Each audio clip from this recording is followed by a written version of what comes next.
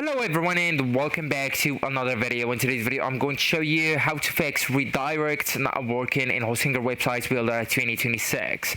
So redirects may fail if the source URL is wrong, the target page doesn't exist, the HTTPS SSL conflicts, and browser cache is stuck. So at first you will need to verify the source and the target pages. So you will need to go ahead with the websites option on the left hand menu, then websites list as you can see, and then just go and look at the websites that contain the error, and then just go and click on edit websites. Okay, and here you can check that both pages exist and are published. So you will need to go and click on pages right here, and then you will need to make sure here the source page exists, the target page exists, and also both are published. And if the target page is deleted or dropped, that means you will need to redirect, or that will cause a redirecting